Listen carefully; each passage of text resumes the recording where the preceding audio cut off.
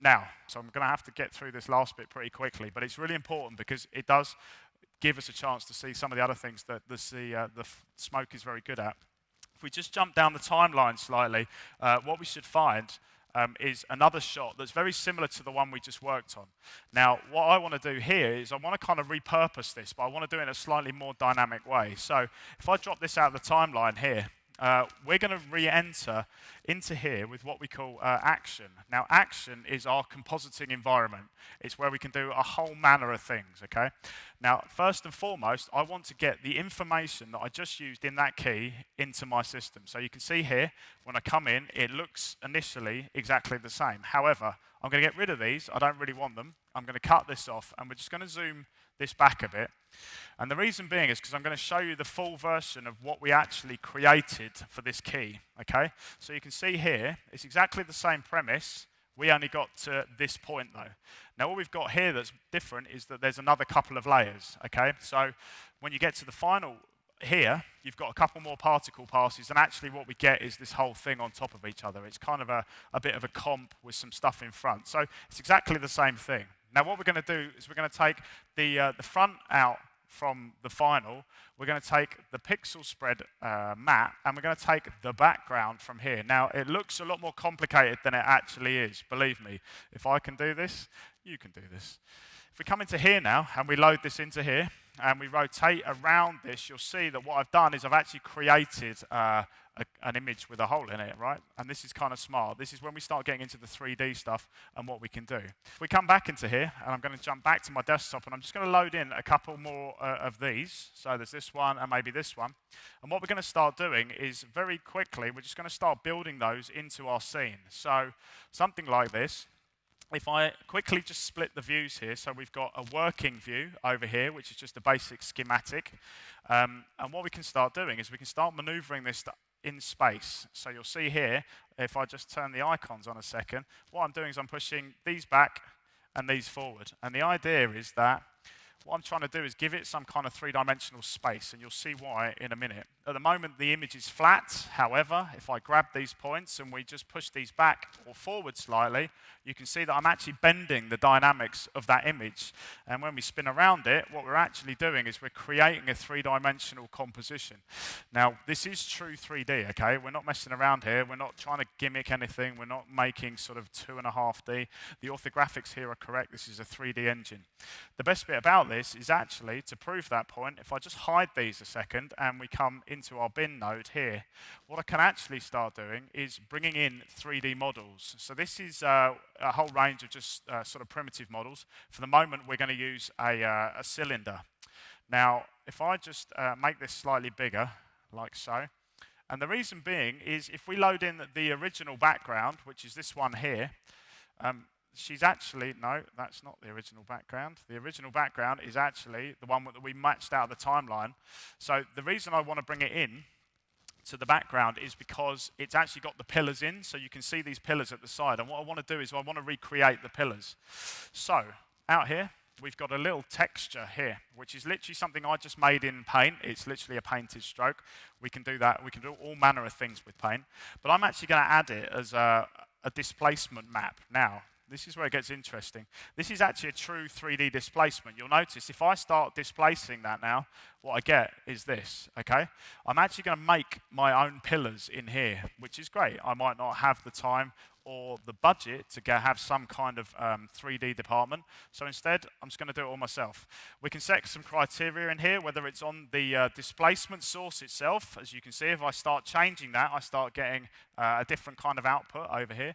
Or if it's on the geometry, so we can actually start changing the UV maps and things like that. So if we were to do something like so, take the sort of the angle, the smoothing angle down, we can actually do some really interesting things there. Again, it's all about sort of, working with this and making sure that actually you get to a point where you think, well, okay, well, that kind of looks like a sort of pillar. Something like so. What I'm also going to do is I need to track it into the background. So again, we would come here, I'll add another tracking point, and I would jump into here, and because she is now the background, what I can do is I can just set a point on her, and again, you can see how quickly the system just responds to what I'm doing. And also, if you're stupid, like I am, you'll start this in the middle. So I've actually started the tracking point in the middle. It's no big problem. I can do forwards or backwards, just like so. And again, it's all about flexibility. Yes, of course, it's about creativity, but it's the flexibility that makes this system such a joy to work with. If we come out here, what you'll notice now is that when I move my scene, and we sort of scoot through here, that now my pillar is tracked as well as kind of deformed. So what we can then do is we can use a secondary axis in here just to kind of put it into position. We'd probably just sort of grab it in the scene and sort of say, well, we know it needs to be around here somewhere. We can rotate it because it is fully 3D, doesn't really matter. The last thing we want to do is just add a light. And then we can use the light to actually light it correctly. So if I pull the light out slightly, we can either sort of maneuver it over this like so. Again, very, very quick. We can add things like shine to it so that as I pull this away from the thing or I push it towards, certain parts of this are going to shine in different ways, as you would expect in a real 3D world. Okay, this is very 3D in its nature. I'm also going to color the light to make it look like the pillar from over here. So you can see very quickly, I've taken something very primitive, I've deformed it, I've made it look vaguely like a pillar. You'll have to bear with me on the artistic side, but vaguely like a pillar. I've also made it shine, I've done various things to it, and this is kind of why this is such a cool thing to work with. Okay, I'm going to push this on a few stages because I am going to run out of time otherwise. So if I just load in this one, so this is one that I've spent a little bit more time on. You can see in here, I've got my pillars in place, which I have kind of made, I've made them kind of obvious pillars, so I've rounded them out. But again, we could always go into the geometry. Everything's always live, that's the other thing to remember. And again, by taking down the smoothing angle pretty quickly, you'd come up with something that looked a lot more like a pillar. What's important about this scene is it is fully 3D. So again, you can see I've got 3D pillars, I've got 3D particles, I've got stuff I can play around with. And not just that, it's about how quick it is. It's about how we can get around this in very, very short space of time.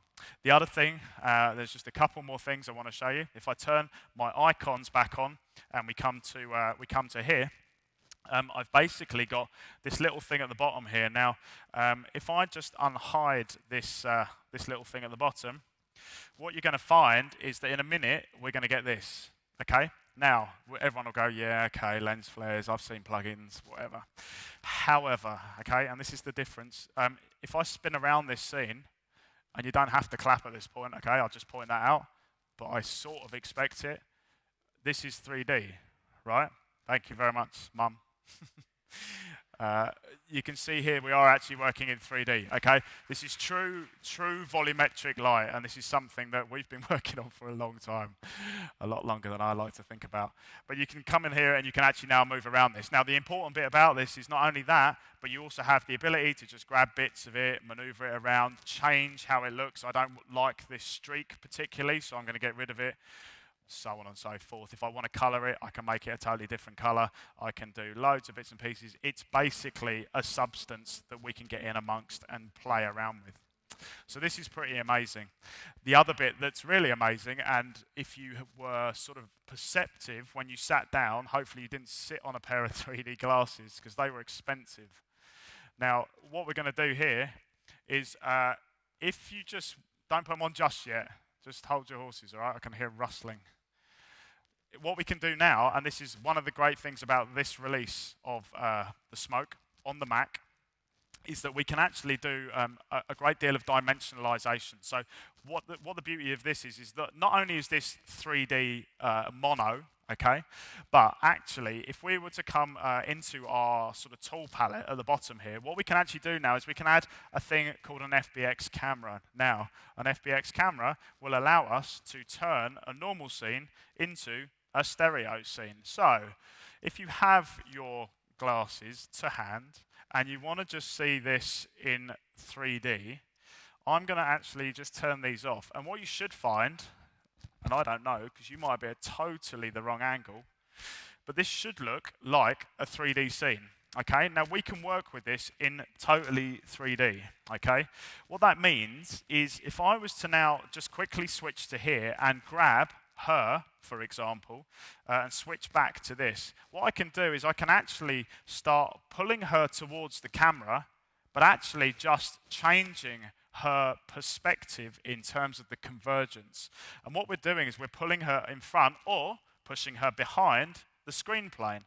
But what's also cool about this is that everything is in 3D. You can see here my volumetric flare that I added is in 3D. If I spin around the scene, this might make you all sick, by the way, but it'd be quite funny to watch from here. You can see that actually I maintain the integrity of my 3D, my stereoscopic 3D, and at the same time, I'm allowing myself to spin around what is fundamentally still a three-dimensional scene. So this is really impressive. There's loads of things you can do with this. It's quite an amazing addition to the software. The one last thing I'll leave you with is there is a free download, and I would suggest anybody who has any interest in kind of visual effects or anything like that to actually just get your hands on it. It's completely free. It's completely functioning for a month. If you're a student, you can get it for 3 years, full license. And it's pretty cool, and it works so well on the Mac. I'd like to say thanks very much for having us here. It's a massive pleasure. Thank you. Ladies and gentlemen, the master of magic and illusion, Joe Billington. And that's all smoke with no mirrors. Do go to the Autodesk booth and visit Joe, engage with him, tell him what you liked about this, tell him what you'd like to do, and give some feedback, because that's why we're all here tonight.